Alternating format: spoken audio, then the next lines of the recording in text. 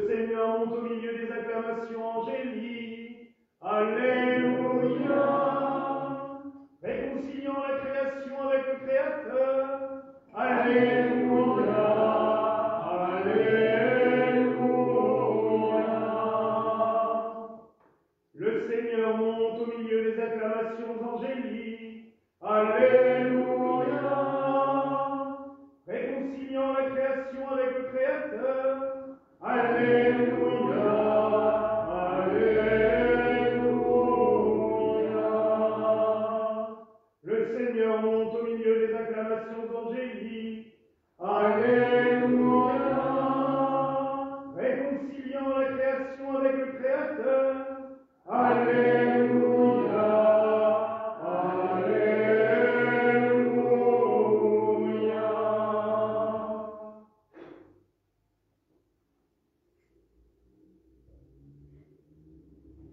Christ est monté aux cieux. Oui, c'est la vérité. Christ est monté aux cieux. Oui, c'est la vérité. Christ est monté aux cieux. Oui, c'est la vérité. Vous pouvez prendre.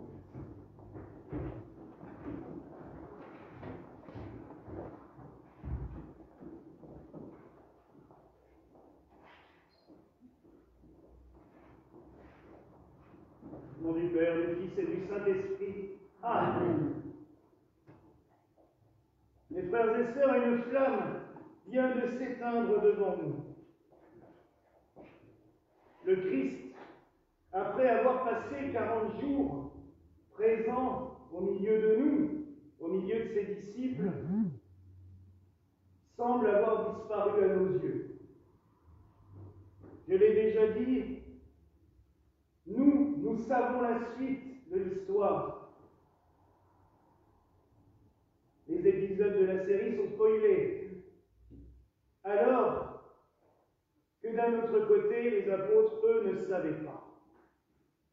Imaginez la détresse qu'ils ont vécue il y a presque 2000 ans, sur cette colline, non loin de Jérusalem,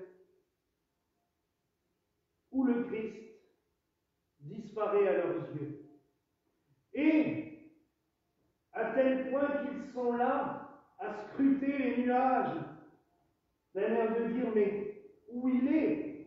Que fait-il? Et les anges sont obligés de venir en leur disant ce chant. Frère Antoine me disait, mais tu le connais par cœur. On le chante qu'une fois par an, mais la mélodie est tellement belle, je trouve. Homme de Galilée, pourquoi restez-vous là, regardez le ciel? Ils sont là, ils cherchent celui qui n'est plus là, physiquement. Mais ça, ils ne le savent pas encore. Je lisais cette semaine une méditation du cardinal Gottfried Danes, qui a été le primat de Belgique pendant longtemps. Et quand j'avais 13 ans, j'ai eu la chance de lui servir la messe à Paray-Monial. Et il a fait une méditation en disant, mais bon sang, les anges ne savent vraiment pas ce qu'ils racontent. À Pâques, ils disent à ceux qui regardent dans le tombeau en bas, non, ne cherchez pas là en bas. Il est dans la lumière. Et maintenant, quand on regarde dans le ciel, ils disent, non, regardez pas en haut. Il est avec vous, en bas. Ils sont un peu fous. Et quand il a écrit ça, ça m'a fait rire. Je me suis dit, c'est vrai que sur le coup, on pourrait se dire, mais, oh, qu'est-ce qu'ils font là? Tout simplement, ils essayent de nous dire que ce n'est pas la peine de le chercher. Pourquoi passer tant de temps à se dire où est Dieu? Comment est-il? Qu'est-ce qu'il fait? C'est un petit peu le problème des théologiens souvent. Ils farfouillent. Et un de mes maîtres en théologie, justement, le Père Véron, nous avait dit dans une homélie, la théologie c'est bien quand ça permet d'avancer dans sa spiritualité, dans la mystique, dans sa foi. Mais quand on commence à triturer les Écritures dans tous les sens, au point qu'à la fin on se demande même si Dieu existe, tellement c'est alambiqué, là il faut arrêter tout net. Et lui, malheureusement, l'avait vécu. Ils cherchaient Dieu à tel point que plus ils cherchaient, plus ils se dérobaient à lui. Parce que le Seigneur, quand il a envie de faire l'anguille, il le fait. Arrête de te triturer l'esprit. Arrêtons de se creuser la cervelle dans tous les sens en se demandant il est comment et pourquoi et qu'est-ce que... Ressentons-le avec le cœur. Si nous cherchons Dieu avec notre cœur, il est là. Automatiquement, on le trouve. Parce que d'une manière ou d'une autre, il se fait sentir à nous. Tandis que quand on commence à chercher avec ça, oui, là, ça devient n'importe quoi. Parce que dans notre mental, il n'y a pas que le Seigneur qui intervient. Il y en a d'autres, là en bas, qui disent « Quoi? Qu'est-ce que tu cherches là? Mais ça n'existe pas, va pas chercher de ce côté-là. » On essaye toujours, le mental, il essaye toujours de nous éloigner de la chose la plus importante, la plus primordiale, notre lien direct avec le Seigneur par le cœur. Alors oui, sa présence n'est plus visible. Et étonnamment, parce que vous allez peut-être me poser la question, tu n'as pas allumé ce chandelier à cette branche ce matin. Ben non, l'Esprit Saint, c'est la semaine prochaine.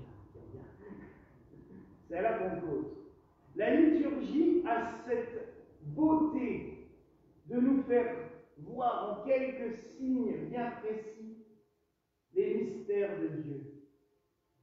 Et c'est pour cela que j'aime tellement la liturgie.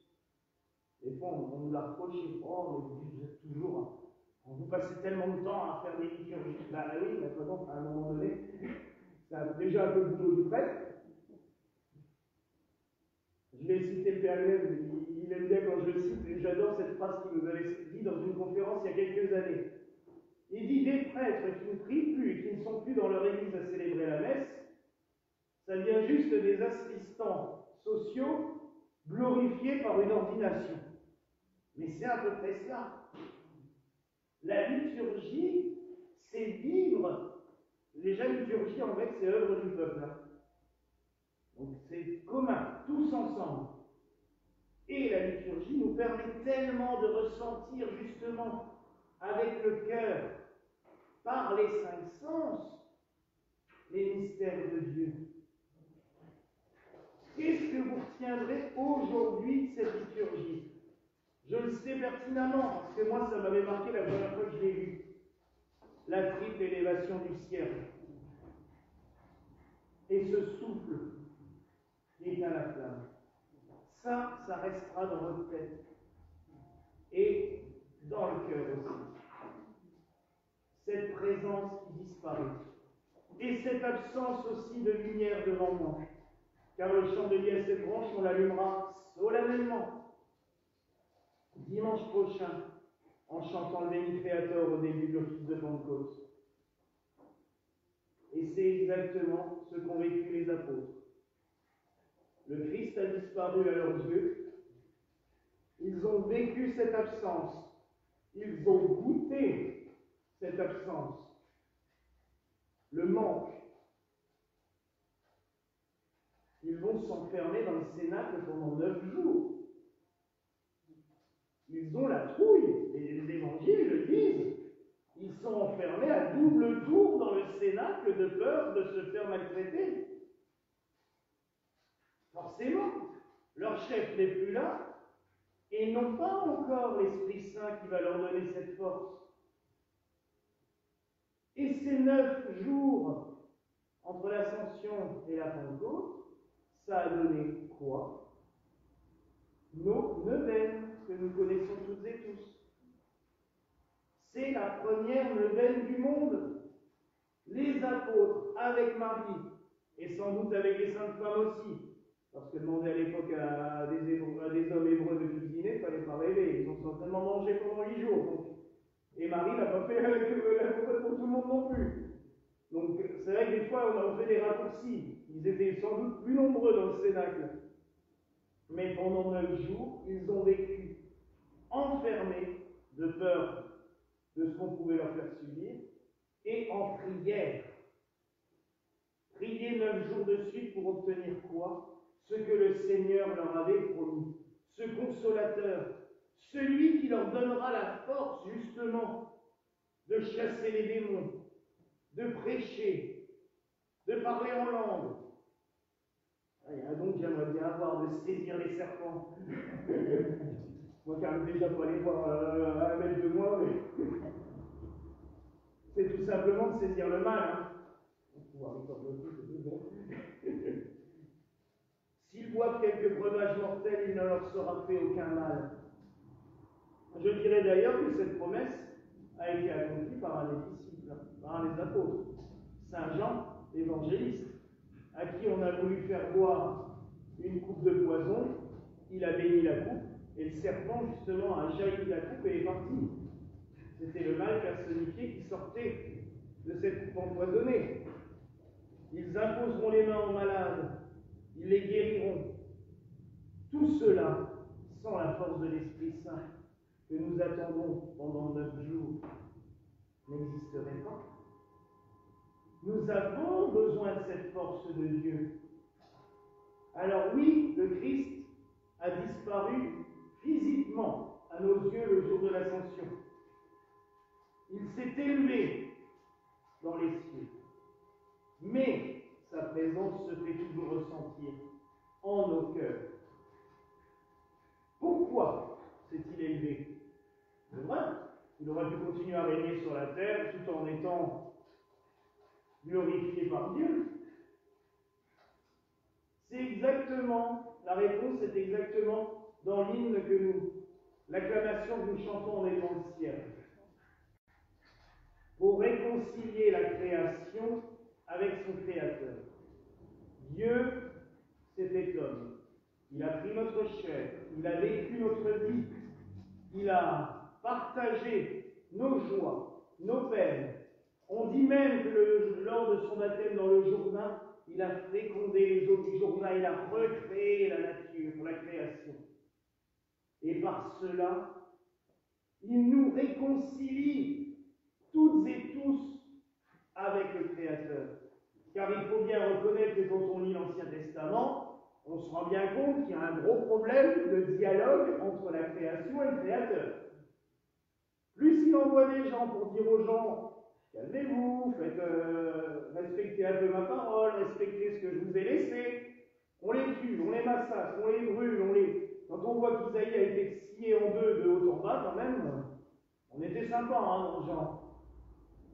Les prophètes, on les a massacrés. Les messagers de Dieu, rien à faire. Et résultat des courses, à chaque fois qu'ils nous mettaient en garde contre une catastrophe qui allait arriver, on n'écoutait pas, et hop, la catastrophe arrivait, on était tous détruits. C'est pas Dieu qui nous l'envoyait. Lui, il nous mettait en garde contre ce qui allait arriver. Et personne n'écoutait. C'est un petit peu ce qu'on dit aussi, encore actuellement. Mais nous avons la solution. Jésus-Christ. Et c'est pour cela aussi que les 3 jours qui précèdent l'Ascension, il y a la prière d'érogation, où l'on demande à Dieu le soleil et la pluie en un juste équilibre. Ce que je disais hier, c'est que j'aime beaucoup cette formule, elle est très poétique, mais elle est très belle.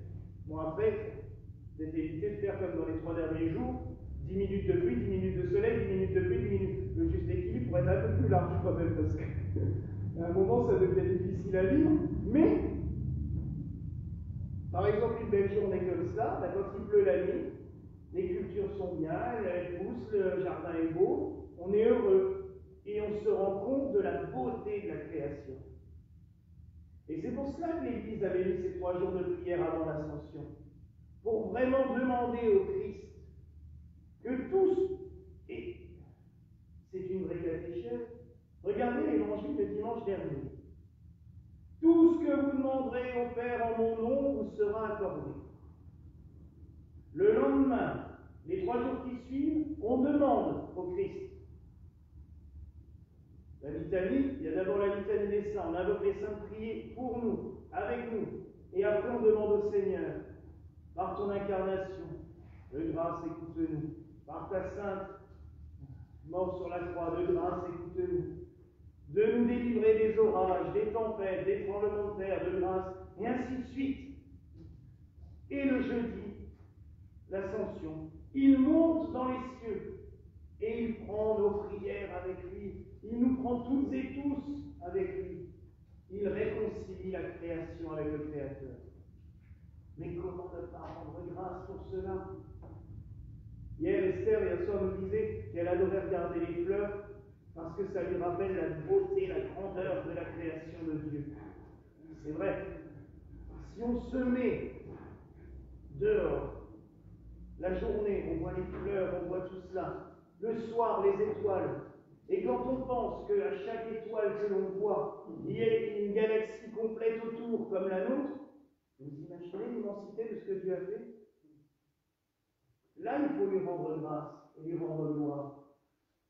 Et le Christ, par son ascension, a réconcilié tout cela. Il nous a unifiés en Dieu. La prière de la messe de la Vigile hier soir parlait beaucoup d'unité. Les actes des apôtres parlaient d'unité de la communauté chrétienne, les uns avec les autres, la première communauté chrétienne, et l'Évangile nous reprenait cette belle prière que le Christ a fait avant de mourir sur la croix. Que tous soient un. On pensait pendant longtemps que c'était que les apôtres qui restent unis. Ça ne va pas empêcher de se disputer, mais ils étaient unis quand même autour de la foi en Christ. Mais en fait, c'est tout. Quand il dit que tous soient un, c'est toute la création qui est réunie autour de Dieu par l'ascension du Christ. L'ascension du Christ n'est pas une fin, elle est l'apothéose de la vie terrestre de notre Seigneur Jésus-Christ. Elle est son triomphe. Et c'est pour cela que, quand on célèbre le grand rite gallican et qu'on coupe l'hostie en 9 morceaux, la parcelle d'hostie que l'on met dans le calice à partir de ce jour, c'est celle du triomphe. Parce que le Seigneur triomphe. Tout est accompli. Toute l'œuvre de la rédemption a été accomplie.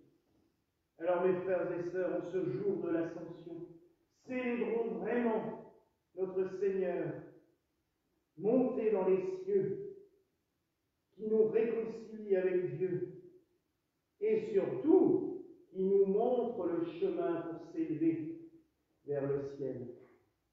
Parce que notre vie humaine n'a qu'un seul but, s'élever vers Dieu. Et celui qui nous a montré le chemin, c'est le Christ, Dieu fait homme. Voilà la grâce que je vous souhaite en ce jour au nom du Père, du Fils et du Saint-Esprit.